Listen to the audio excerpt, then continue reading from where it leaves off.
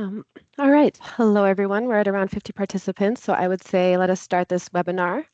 So I'm Fanny Steckel from the IHRA Permanent Office, and before we begin, I just wanted to share a brief reminder that this is an informational webinar dedicated to the topic of the IHRA Grant Program, and we really value your relevant and respectful participation.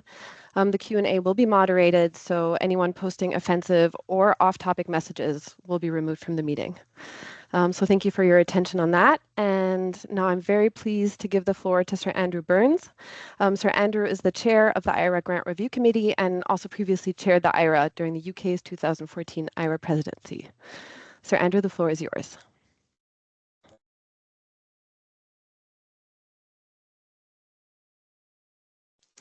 Sorry, dear Sir Andrew, just a quick note, you may need to unmute.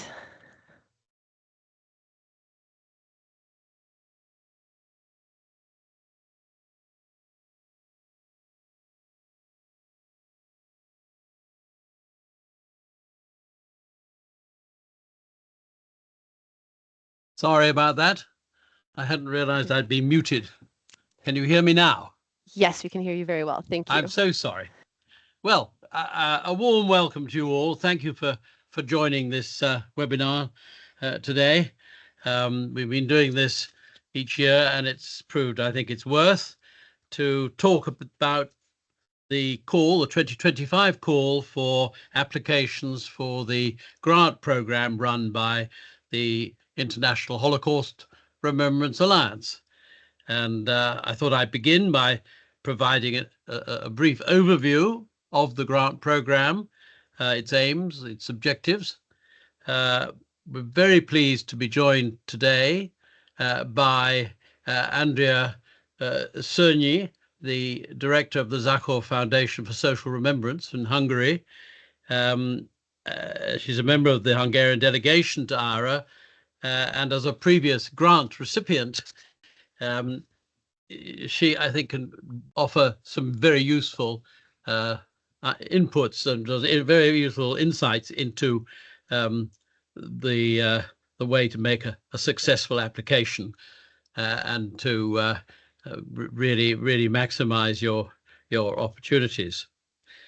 And from the after that, the permanent office will provide details of the application process and tips for the way you go about it. And I'm pleased to welcome or to thank Fanny Steckel, who's coordinating in this session, and also Katie Auld, Laura Robertson, and Suzanne Fisher, who are all with us today. And in the second part of this discussion, of this webinar, we'll have a question and answer session, which Fanny will coordinate. As there are many of you on the call, please, during the question and answer session, post any questions that you have in the Q&A function in this Teams system. We may not get to respond to all the questions during the session, but if you write them in the Q&A function, we can provide responses following the meeting, and we will. We'd also like just to remind you that we're recording this meeting, and it'll be uploaded onto the IHRA website afterwards and shared with all of you.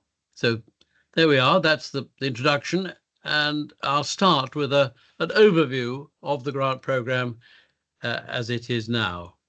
In fact, since the grant program was created, it's played an integral part in supporting the IHRA's priorities in Holocaust and genocide of the Roma education, research and remembrance, our core activities, our core responsibilities. The grant program is really the earliest of all the programs. It began very much as a capacity building program, and it has grown enormously since then, as people, the skills and knowledge and the opportunities have grown in all our countries. Over the last decade, in fact, the grant program has funded over 180 projects worldwide, and these have ranged from innovative approaches to teaching, publishing untold testimonies, combating anti-Semitism, anti-Gypsyism, and countering Holocaust distortion.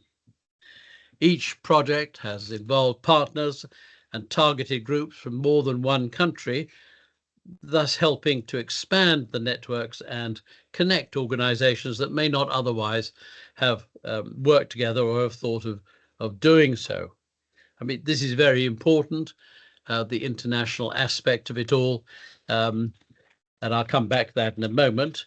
In fact, we some years ago, 4 years ago, we conducted a comprehensive external evaluation of the grant program, and this is I think the third round of applications since then.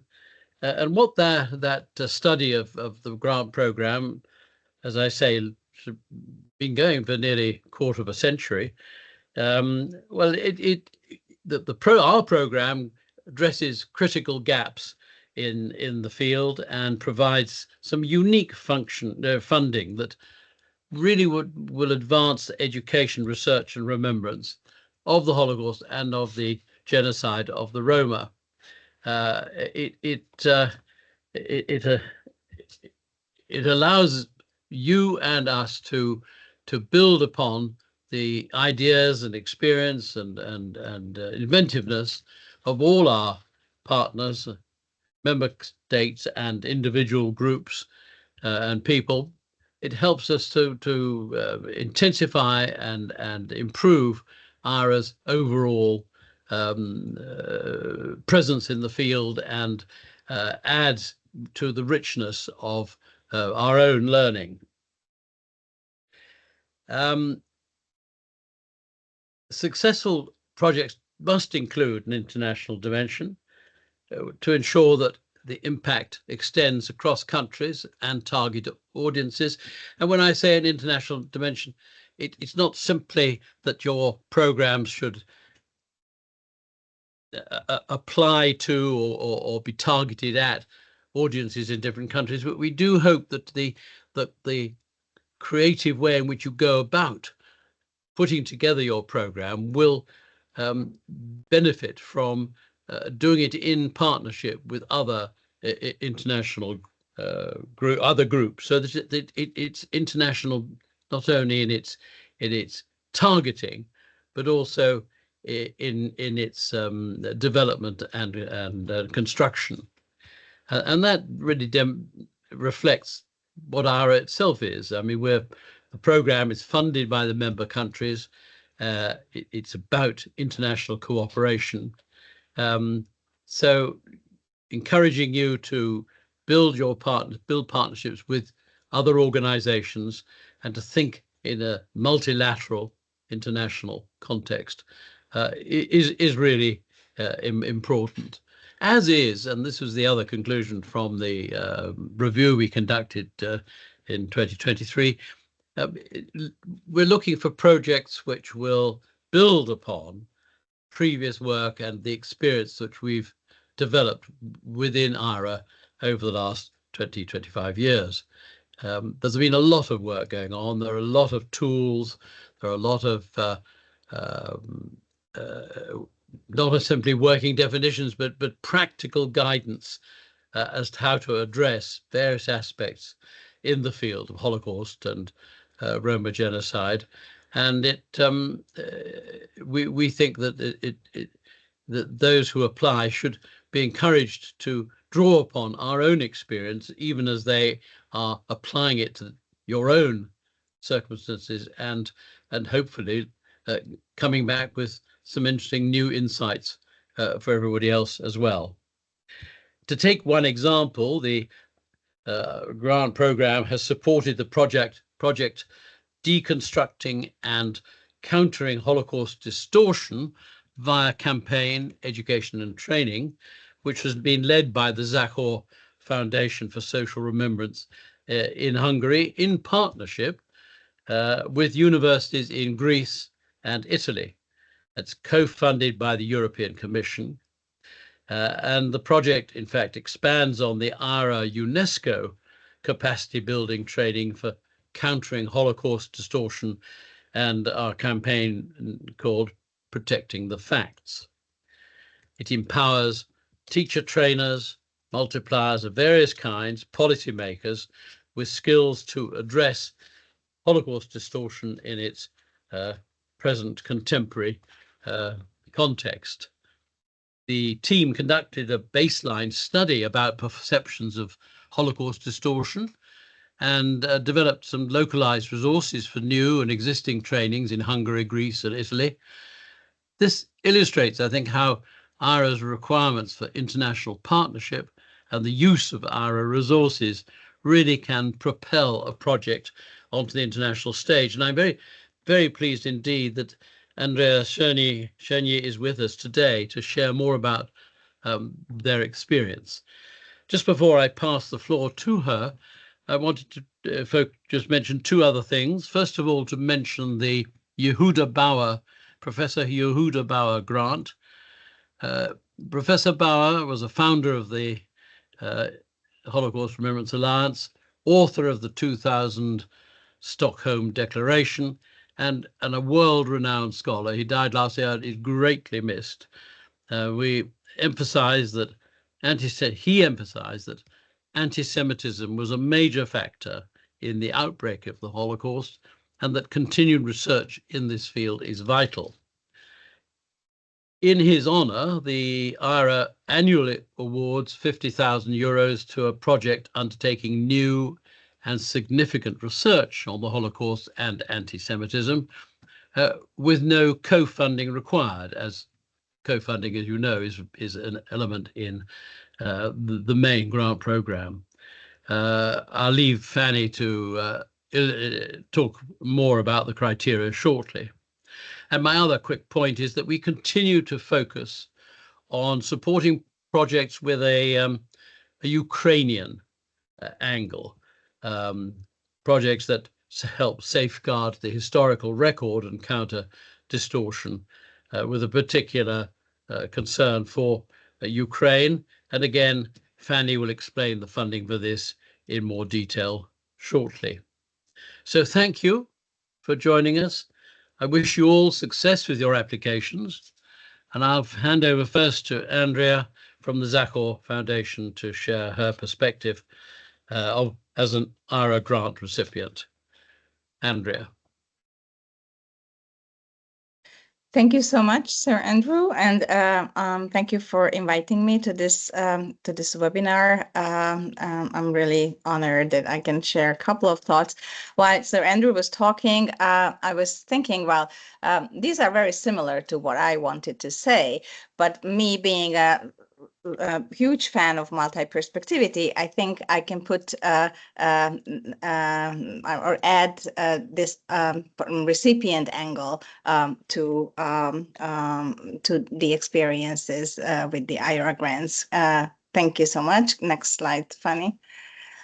So I would like to start with a few tips, which might sound common knowledge, but sometimes it's not. So when you prepare a grant for this call, I recommend that you kind of define your focus, because it's really important to that IHRA funds projects that directly are linked to remembrance, education, research of the Holocaust, or the genocide of the Roma, or Holocaust distortion, and be focused on that, because sometimes we want to do so much, and the real focus gets lost. And I think that's a kind of a as I said, common knowledge, but also important focus.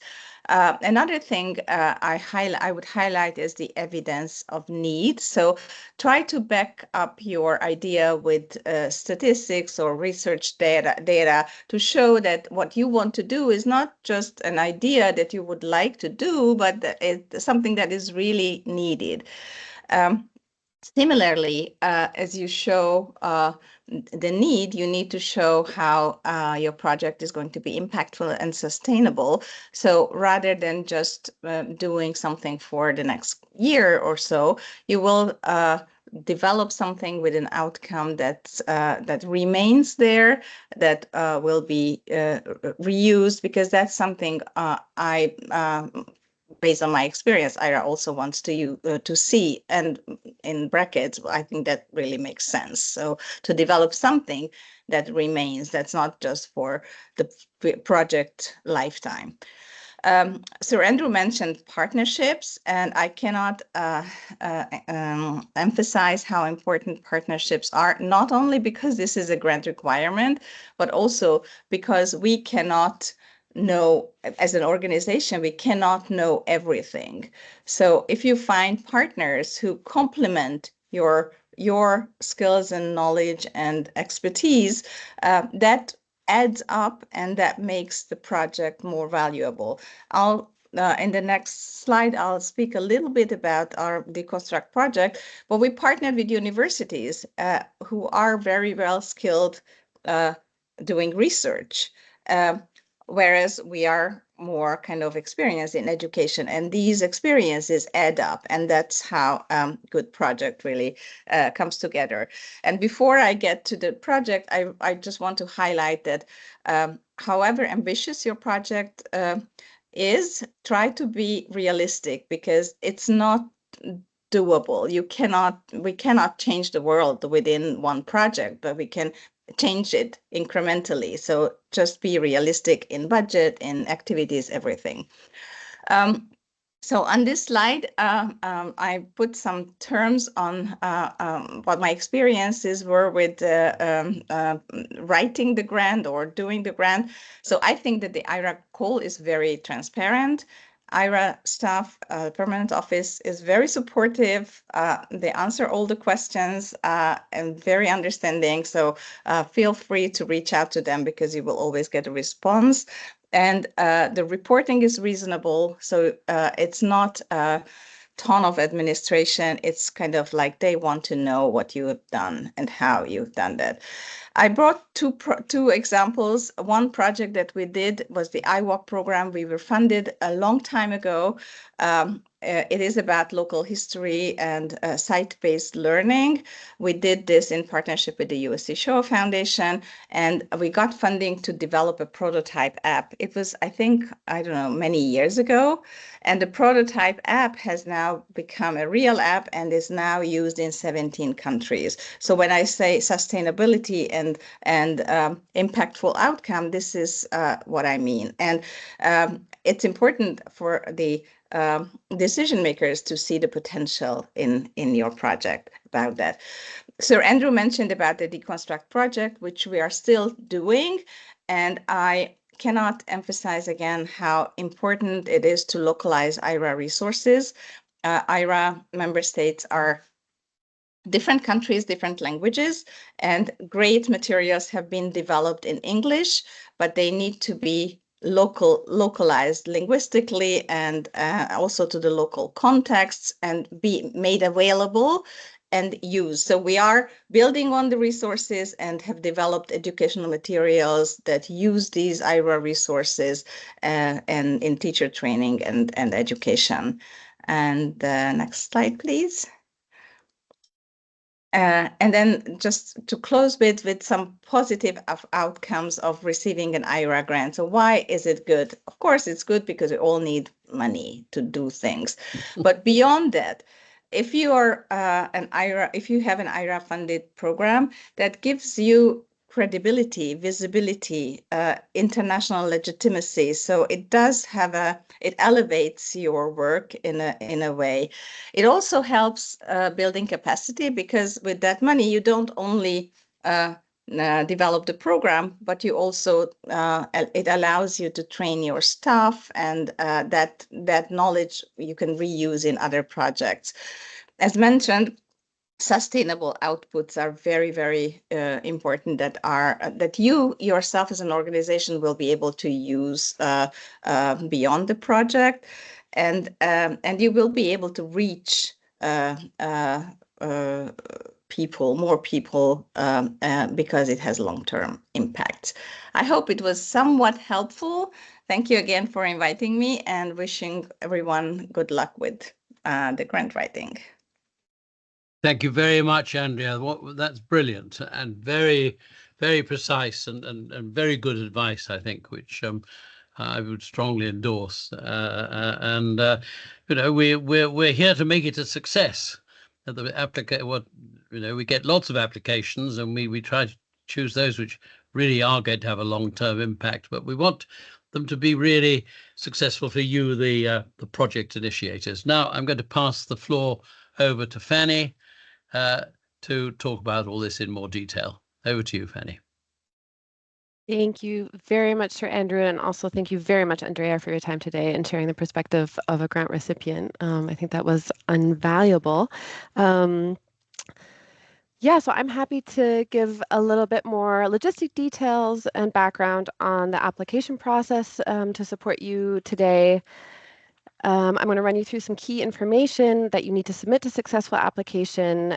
All this information can also be found on the IHRA website and specifically in the IHRA grant guidelines, and we will post a link to those towards the end of this meeting. So the first thing I wanted to specify was who can apply. So first, you can only apply as an organization, not as an individual. So this applies for both the regular grant program and the Professor IHRA Bauer grant. We also encourage applications from organizations that have previous experience in managing funding at this level. And it's also important to note an organization can only submit one application per year. This may be also the moment to briefly touch a little bit more on our funding focus for Ukraine that Sir Andrew mentioned. So we do provide a focus for organizations working either in or with partners in Ukraine in terms of preserving Holocaust remembrance and countering Holocaust distortion, as well as the same for the genocide of the Roma. So we're also particularly welcoming organizations with those connections or those backgrounds to apply. To run you through some key information to consider while you work on your application. So as mentioned, a project must align with either or both programs, Safeguarding the Record and Countering Distortion, or be submitted solely under the IHRA Bauer grant. If your project fits both, you may also apply to the regular program as well as the IHRA Bauer grant. So as Sir Andrew mentioned, we are once again awarding the Professor IHRA Bauer grant for one research project. So that's an important focus for this, that it's a research project that focuses on anti-Semitism and the Holocaust. This should also be an application by an institution and, as always, feature an international dimension.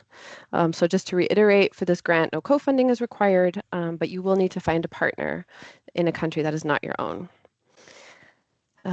So just to wrap that up, projects must align with at least one of our programs to be eligible for funding. Further, it's important that each application includes a clear needs assessment. As Andrea mentioned, this is a really important aspect of an application, and in the abstract that you submit, this is where we really ask you to explain why your project is important now. Further, we really encourage you to be clear about what you want to achieve. Mention your project objectives in the abstract. And if you're invited to the next stage of the application process, you'll have an opportunity to expand on these as well. Further, it's important that your project is aimed directly at the IHRA's target audiences. So these can include political decision makers, civil servants, the media, universities, or museums.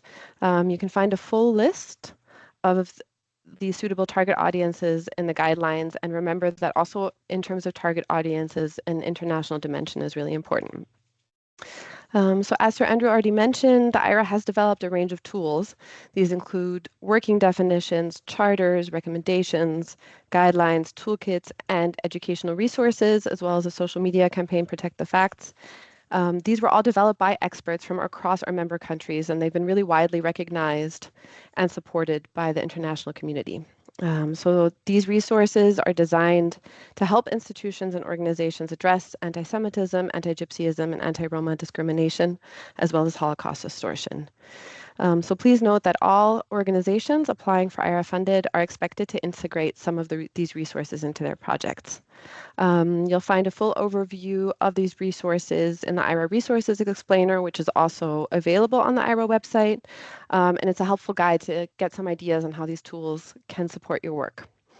And if you're unsure how best to use them, feel free to reach out. We're always here to help with any questions. So applications are viewed more favorably when they build on existing work in the field. Projects that repeat previous IHRA-funded initiatives that might feature the same target groups in the same regions are less likely to be funded. So we're really excited to receive proposals for innovative projects that are looking to create new impact. This has also been touched upon, but let me just briefly reaffirm that every project should include both an international dimension in terms of its partnerships with at least one other organization, as well as its target groups. So as mentioned, the goal here is really to share good practices internationally and make sure that projects have an impact on a diverse set of project groups. So we ask that each project has at least one formal partner who's actively involved in shaping the content of the project. This does not need to mean a financial contribution. So we'll also require a letter or a contract evidencing this partnership. But beyond a formal partnership, there's also the opportunity to have participating organizations. These can join your project in terms of providing services, expertise, or taking part in events. Their role is a little bit lighter, and can include as many or as few as you like. If you don't have confirmation of your partnerships by the time you submit your initial application in form of the abstract, we would still invite you to list some potential partners you have contacted. So then another important aspect to consider is our regulation towards co-funding. So the IHRA funds up to 30,000 euros for a maximum time period of 2 years. For the regular grant program, that means applications looking to either safeguard the record or counter distortion. The IHRA will cover 50% of project costs. 50% must be secured elsewhere. You can combine several different funding streams to secure this, and funds can also come from your own organization. In this context, just to note, once again, the IHRA grant is different. For this, IHRA will provide 100% of the funding in forms of up to 50,000 euros. So here you can apply even without confirmed co-funders. But once again, if you're applying and you don't have your co-funding in place, we invite you to list potential ones in your applications. We also sometimes observe that it can be easier to secure co-funding once you've already had a positive response from the IHRA. So that's also something to keep in mind. And in terms of planning your budget, once again, invite you to have a close look at the grant guidelines to identify eligible budget items. So just to give you a brief perspective on what the next logistical steps are. So by 6th of October of this year, we'll ask you to submit a 300-word abstract via the IHRA Grant platform. As we mentioned, this should outline your key project objectives and why your organization is the right one to undertake this project. This is also the opportunity to demonstrate the need for the project, and details of this can also be found on the IHRA Grant website. While you're working on your application, if you have any questions, please don't hesitate to reach out to us at grants@holocaustremembrance.com. We'll also be sharing that email at the end of our presentation, and it's on the IHRA website. Thank you so much for your time on that. I am now pleased to pass over to our digital content officer, Katie, who is going to provide some more information on background on communications in relation to your grant application. Thank you so much, Fanny. I'm glad to see so many people here today that are interested in the grant call. It's really exciting. I just quickly wanted to give an update on the Q&A function that we're going to be using later when we can answer any questions that you might have. You might have noticed that we're not using the chat function. The Q&A function you should see if you're on a desktop, you should see it at the top of the screen. It's a speech bubble icon with a little question mark. If you're on mobile, it's a little bit trickier. You need to swipe past the sort of row of emoji reactions and go to more options, and then you'll see Q&A in there. You can submit your own questions, and also it would be really helpful if you like or react to any other questions that you see that would be that you'd like to have answered. Great. Okay, so on to communications. So first, I'd just like to reassure you that you don't have to go into this much detail in your initial abstract. So when you, if we invite you to complete a full application, we'll ask you to go into more detail about your comms plan, but I'm going to flag a couple of areas that are already, will be really good for you to start thinking about. because the sooner you think about communications, the easier it is to reach your project's objective. So the first point, be specific. The more specific you are, the easier it'll be to understand what kind of communications make sense for you. So we often hear phrases like, we want to raise awareness among the general public, which is not as helpful as you might think. Because most of the time when we say, I want to raise awareness, we're hoping that the awareness is going to result in a change of action or behavior. So what are you raising awareness for? If you can be more clear about the change that you want to see and what the awareness is going to accomplish, that's really helpful in deciding the future, the next steps. And then also this idea of the general public, unless you're, taking out international billboards over highways in, a bunch of different countries, probably you're not going to be reaching a general public. You're going to be reaching a much more specific targeted audience than that. And again, being specific about that is really helpful. So if, for example, I have a project that is creating recommendations on how museums can integrate gender narratives into their museums. So some of the questions I'd ask are, whose buy-in do I need in order to get these recommendations implemented? And that'll have a big impact on the channels I choose to use. We can go back a slide. So these are some examples of communication channels that could be relevant. So people are mostly, I'm sure, familiar with social media and websites and newsletters, but also things like local media and events, and even talking points and briefing papers can also be communication channels. Okay, so we can go next slide. So for my recommendations, these are a couple of target audiences that I could target. So if this is for museum directors, if they're the people that I think is most important for implementing my recommendations, maybe I'll decide that it's most important for me to present at high-level industry events, conferences, that kind of thing, where all of these leaders are in the same room together. That could be the most productive way.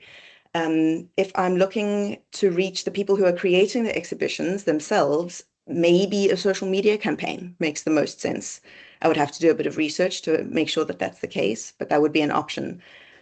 Or if I want to reach the people who are actually going to museums and make them aware that gender narratives are an important thing for museums to address, if that's the case, maybe I want to try a media campaign and get local newspapers to cover the fact that this is a real problem. In the end, your audiences are just people, and people have interests. So if you think about what your audience needs, and which boxes your project will check off for them, and why they should care about your project, that's really helpful in making these kind of decisions. One of the exercises we often do is called Think, Feel, Do. So you reflect upon what you want your audiences to think or know about your project, and then also how do you want them to feel about what you're telling them. It might sound irrelevant, but it has a huge impact not only on the tone that you use, but also on which channels you choose to use. So for my recommendations, if I decide that I want to target local media to highlight why this is a problem in certain museums in my country, I'm definitely creating pressure for them to change, but I'm not necessarily positioning my organization as being collaborative and a partner that they should lean on in order to change this. If I wanted a more collaborative approach, maybe I would spend more time researching to find like 15 to 20 specific people who I think would be the perfect implementers for these recommendations, and then researching what's the best way of me contacting them and reaching out to them directly. Depending on the objective, either one could be appropriate. There's no right or wrong answer. It's just important to think about. And then finally, so that's think, feel, and do. What actions do you want these people to take? Being clear about that will be really helpful. Again, if we invite you to complete a full application, then we'll ask you to go into more detail about your comms plan. If we then award you funding ahead of receiving your first installment, you'll need to produce a full comms plan, for which we will provide you with a template. So don't worry about that. If you have any questions about this, please do ask us in the Q&A or get in touch with us following the call. But now I think we can move to the Q&A session.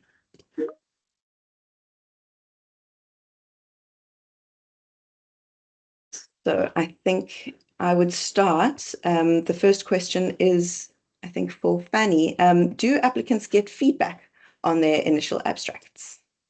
Yeah, I think so. That's an excellent question. We will provide very limited feedback on the abstracts should we notice anything that might require more clarification. Okay, great, thank you. Should we add the amount that we would like for funding in the abstract?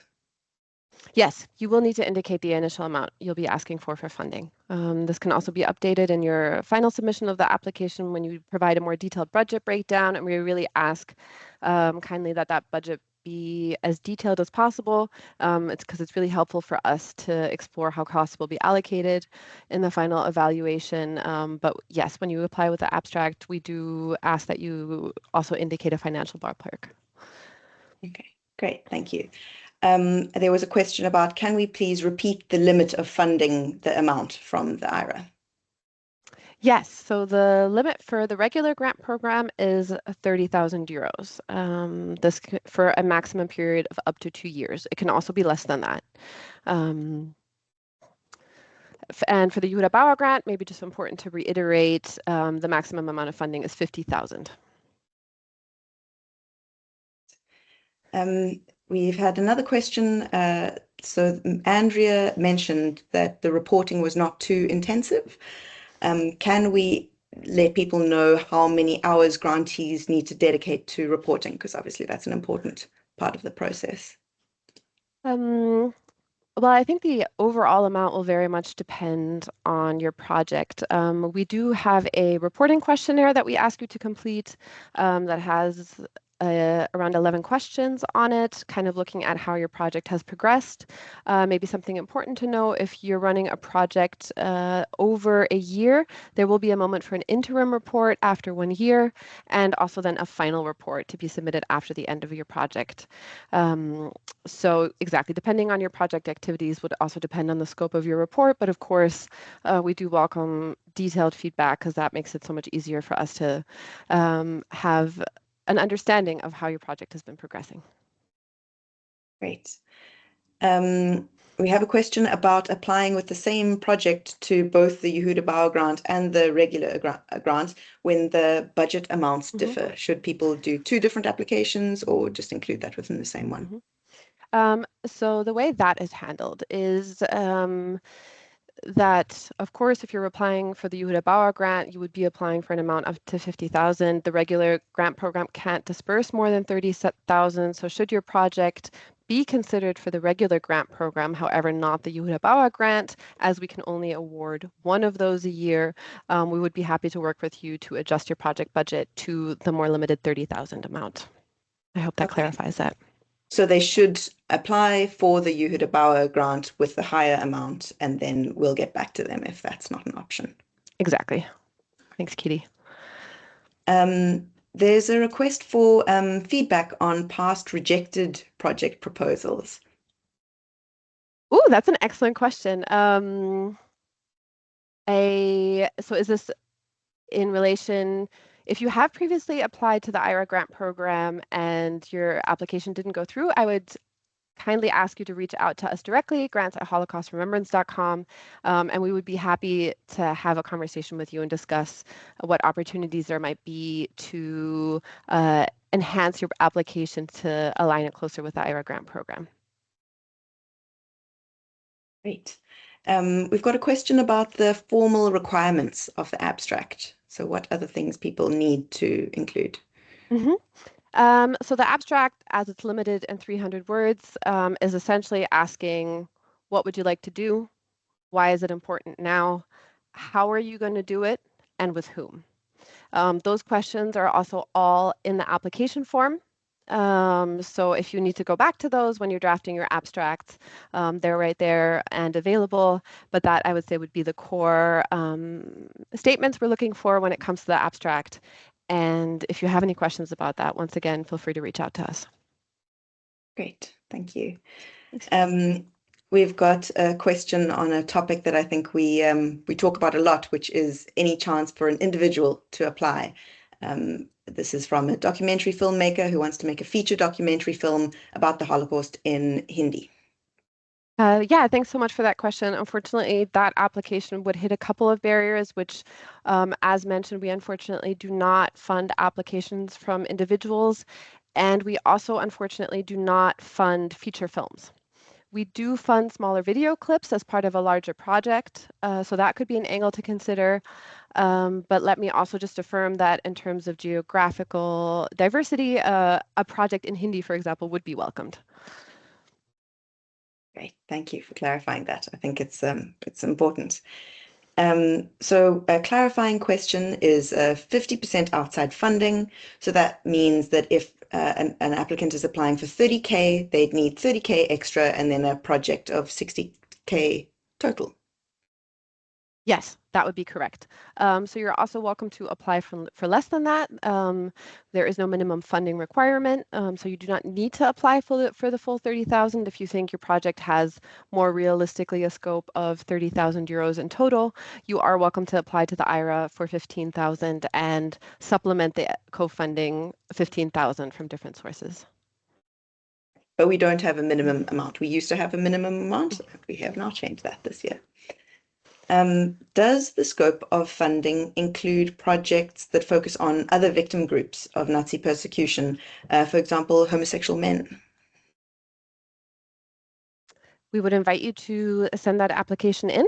I think for us, in terms of the areas that we work in, a focus on the Holocaust, as defined by the IHRA in terms of the murders of Jews under Nazi Germany and its collaborators, or the genocide of the Roma is quite important, but obviously projects also including other victim groups, we would be happy to explore with you. Great. I have another question. What do you not fund? So a little bit more on the ineligible elements. Yes, so ineligible elements, as said, include feature films, also include capital costs. So for example, exhibition constructions and memorial constructions might be an important point to mention here. We do fund exhibition conceptions and designs and online exhibitions, but we do not fund on-site memorials and museum exhibitions. Something that we also do not fund are monographs and publications in that nature. Publications always need to be related to the program. We do not fund individual books. Those would be some important aspects to consider. Maybe in this context, also important to consider would be the target audiences, because these also influence what costs are eligible and what not. For example, students and high school students, for example, are not eligible target audiences because those are very much considered to also be the responsibility of individual countries. So any activities related to those would also not be eligible. Of course, your project on a wider scale could include those, but not eligible for IHRA funding. Okay, thank you. I have another question. We are in the process of establishing a Holocaust Center at the university. Would our initiative be eligible to apply for IHRA grant support? And if so, which program stream would be most appropriate for us? In terms of establishing a Holocaust Center, I think that would once again be something I'd be happy to have a more direct conversation on, as that would be could potentially include too strong a focus on students. I think in terms of the programs that might be eligible for that, both could apply depending on the nature of the focus of the study of the center. So I think that, yeah, would be a question I'd be interested to explore further in a direct conversation. Great, thank you. Can the IHRA be considered a formal international grant partner, separate from awarding the grant, or are we only encouraging partnerships with outside organizations? That's a very important question. Thank you for that. So the IHRA is not considered a formal project partner in terms of putting together your partnership requirements for a grant application. Thank you. We have a couple of questions about the competition. So more or less, how many grants are given each year and how many projects we're planning to fund? Mm-hmm. Yeah, thank you. So that also varies a little bit from year to year. I would say, yeah, and depending on the number of projects and the number of, or the height of the funds that they are applying for. So it's hard to put that to a specific number, but on average, the IHRA has the capacity to fund around 10 to 15 projects a year. So it is quite a competitive grant program. But yeah, that's about the ballpark in which we're looking. Great, thank you. I think we have time for a couple more. I have a question about the focus. So should the proposed project focus on both topics, i.e. The Holocaust and genocide of the Roma, or is it enough to focus on only one? It would be suitable to focus on only one. If your project does include both, that is not a problem. Should your project include a focus on one, that would be absolutely acceptable. And then we have a question about the international partnerships.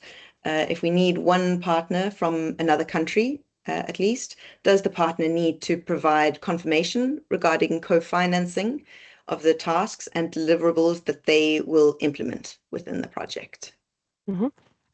So a formal partner does not need to also provide co-financing for the project. They are, of course, invited to. Should they also be providing in-kind services towards their partnership? This does not need to be included in your budget breakdown, but it would be really helpful to receive an indication of what costs will be covered specifically by the IHRA's funding. Okay, but in terms of the co-financing, there is a point at which they'll need to provide evidence that co-funding Yes. has been secured. So in terms of, right? exactly, so the co-funding exactly does not need to come from the formal project partner, but that we will need to receive an indication that co-financing has been secured. That can also be in the forms of a partnership contract or a letter indicating that those funds have been confirmed. Okay, great. Should we include in the abstract our previous work on the project's topic? Yes, there will be an opportunity to list your organization's experience when it comes to the field in which you are applying. So we highly invite you and welcome you to indicate your experience when it comes to handling this field. I think that's also a very important informational complement to why your organization would be the right one to be undertaking this project. Right. For the funding, we've got a couple of questions about funding, which is great that we can clarify for people, because I know it is a little bit tricky if this is the first time you're coming into contact with it. Can we use the other partner to fund things that the IHRA will not? So material versus a virtual exhibition, or does it all come under the same umbrella? Also a very excellent question. Thank you for that. Your partner can co-finance things that the IHRA might not fund. For example, if you're looking to create a new exhibition, and the exhibition has both an online component that will be internationally available in multiple languages, that is something that the IHRA could fund. However, if you're also planning to build an on-site exhibition or on-site version of that exhibition at your institution, that would be something that would need to be supported by co-financing. Okay, great. We have a question just clarifying something that was said earlier. Did we say that an online museum can qualify for a grant? Yes, an online exhibition with further supporting activities around it could qualify. Okay.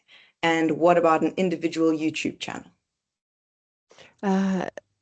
Excellent communication method to be integrated into a wider project, but that is not directly something we would fund. Can the program focus on adult learners? Yeah, that's the main question. A comment on, in the US, schools are woefully underfunded. So this is an important question. I think that's an interesting question, because technically, once again, direct educational activities for students, whether they are adult or high school, would not qualify under the IHRA Grant Program. If you were, for example, to take an approach such as developing materials for trainers of the teachers of these target audiences, that would be something that would once again be applicable. And I think So, maybe just important to use that as an example of when it comes to sustainability and reach of the resources that we're looking to produce through the projects that we fund. That would be an example of producing a set of materials for such an audience, such as teacher trainers, would have a wider usability beyond potentially hosting, let's say, one conference at a university. okay, so that answers, we've had some other questions about teachers from universities and high schools, but I think we've answered that the trainers of these audiences could be potentially relevant target audiences, but not the teachers themselves. Does the partner organization need to come from a country that is a member of the IHRA? Nope. So thank you for that question. Also, any country, regardless of whether they are an IHRA member country, an IHRA observer or liaison country or not, are more than welcome to apply. Excellent. Then we have a question from somebody who began their project 3 years ago, and it's continuing. Would we support an ongoing and expanding effort, or is preference given to something new? In general, we tend not to fund ongoing institutional activities. Should this be a second phase of a project that's already been initiated, but not, for example, part of your regular institutional programming, that is something we would invite for application. However, if you're looking for funds to maintain already established institutional programs, those would not be eligible. But as said, second phases, updates to, for example, an online platform, options like that would be eligible. Great, thank you. I think we just have time for a couple more. So the maximum amount of IHRA funding, as we've said, is 30,000 euros over 24 months. There's a question about where the money actually goes. So is it awarded to the project itself, or is it awarded to the individual partner of the proposed project? How does that exactly work? So the money will be directly awarded to the applying organization. So the main applicant of the project will be the one to receive and handle the funds, and will also be the one to be responsible for the financial reporting to the IHRA. Maybe something that's important to note in terms of finances at this point is that also all projects will be required to submit an independent audit once they complete an independent audit of their finances related to the project. So that's something to keep in mind. The IHRA does support the funds for those audits. Okay, an important point. Okay, just 2 more questions. Can submissions come from joint organizations, for instance, from 2 universities, or only from 1 at a time? We will need to have one direct contact partner applying as the main organization, but of course, in terms of also the partnership requirements that we do ask for when it comes to applications, having 2 organizations applying with a similar standing, which is something that we would invite you to elucidate in your application, is of course welcome. Great, thank you. I think that is all we have time for now. If there are other questions that you have that haven't been answered, some of them are also quite complex and a little bit beyond what we can get into in this format, but do feel free to reach out to us over email and we'll answer what we can. All right, perfect. Well, thank you so much, Katie. Thank you so much, all participants, for your questions. I really hope that was helpful to kind of provide you with a little bit more details. I would now be more than pleased to hand back to Sir Andrew to wrap up our webinar for today. Good. Well, I thought that was a very good discussion and some very interesting, pertinent questions. The Permanent Office will continue to be available to advise you on any further questions you have. We look forward to receiving your applications. First of all, the abstracts, 300 words, have been just very succinctly about what it is you want to do and why it's a good thing. I believe, am I not right, Fanny, that you have a survey that you want to Yes, people to answer? Is that right? absolutely. I do believe Susanna will be posting that in the Q&A shortly. We'll also send that via email when we share the recording. We'd be really happy to hear from all of you who joined us today how this webinar was for you, if there was any information that you were missing or anything that you would like us to have a closer look at in the future. Good. Well, this is we aim to be open and transparent and communicative about what we want and what we're trying to encourage you to focus on. So I wish you all the best in putting forward your applications, and renewed thanks to you all for joining us, and thanks to the team that have responded so clearly and positively to your questions. So I bring this webinar to a close. We look forward to the applications 6th of October. Thank you very Please much. do fill out our survey if you have a minute. And fill out the survey. Yeah. Okay. Thank you very much all.